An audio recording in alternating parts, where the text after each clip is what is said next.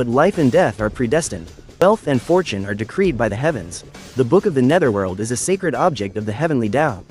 How can a mere mortal casually peek it and alter it? If we set this precedent, wouldn't the three realms fall into chaos? I'll be the one to decide if there's chaos or not. I slowly walked in. At this moment, though my aura was still terrifying, black blood was continuously trickling from the corner of my mouth. The effect of the 9 revolutions soul-burning pill was fading. My life was on a countdown. But I didn't care. My gaze was locked firmly on the giant tome in the center of the hall, which was emitting a faint golden light. The Lord of the Netherworld shouted, "Stop him." The hundreds of ghost kings on both sides of the hall attacked at once. I couldn't even be bothered to draw my sword. With just a single furious roar, those ghost kings and marshals were like fallen leaves caught in a fierce wind, sent flying backward, slamming against the walls, unable to get up for a long time. In the next second, I was standing before the Book of the Netherworld as the Lord of the Netherworld roared fiercely. "What do you think you're doing? Tampering with the Book of the Netherworld will incur heavenly punishment. When that time comes, not only will your soul be scattered, but the person in your coffin will also never be reincarnated." I looked back for a moment. In my entire life, I have revered the heavens and respected the earth. But the heavens did not protect my brother, and the earth did not shelter my loved ones. If that's the case, what use do I have for this heavenly Tao?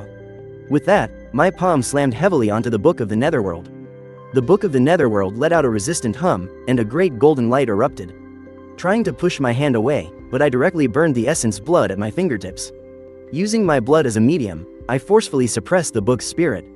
I shouted Sha Mo's name at the Book of the Netherworld, and the pages began to flip frantically. Finally, they settled on one page. I fixed my gaze upon it. However, when I saw the contents of that page clearly, I felt as if I had been struck by lightning. Name: Sha Mo. Lifespan: 88 years. Original lifespan: 280 years. Cause of death: unnatural. Remarks: Heavenly Tao contract activated. Exchanged 200 years of life and his own fortune for the opportunity of foundation establishment through a spiritual reign and a successful core formation tribulation. Achieved soul transformation without perishing. Transaction complete. I stared intently at that line of remarks. What transaction? Countless fragments that I had once ignored suddenly flashed through my mind. 300 years ago, I failed my foundation establishment and suffered from chi deviation. Just as my meridians were about to shatter, Sha Mo disappeared for 3 days. When he returned, his face was pale, but he brought back a top-grade foundation establishment pill. He said he found it at the bottom of a cliff. 200 years ago, I was facing my golden core lightning tribulation. The final bolt of heavenly lightning nearly took my life. At the critical moment, that bolt of lightning inexplicably deviated by 3 inches. That day, Sha Mo suddenly fell gravely ill. 100 years ago, I was exploring a secret realm and was afflicted with a strange poison. I was sure to die. Sha Mo stayed by my bedside for 7 days and 7 nights. When I woke up, the poison was gone, but from then on, Sha Mo developed a chronic illness. He would cough up blood endlessly on every dark and rainy day. "So, it was you.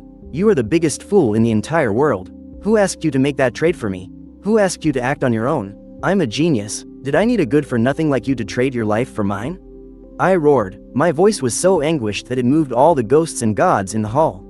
I had always thought I was the chosen one.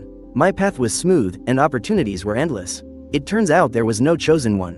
There was only ever one person, hiding in a dark corner, secretly feeding his own life, bit by bit, to that insatiably greedy heavenly Tao, just to trade for a grand path to the heavens for me. I abruptly looked up at the Lord of the Netherworld. Give his life back to him. My cultivation, my life. Take it all. Give him back his 200 years. The Lord of the Netherworld was forced back 2 steps by this gust of power.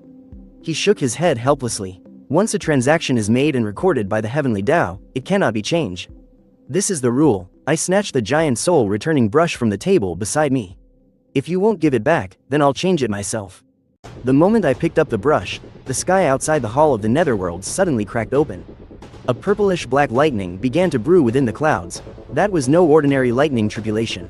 That's the 9th heaven's purple world-ending divine thunder, used to obliterate heaven defiers who attempt to alter destiny. Stop, you'll destroy the entire Netherworld. The Lord of the Netherworld screamed in terror.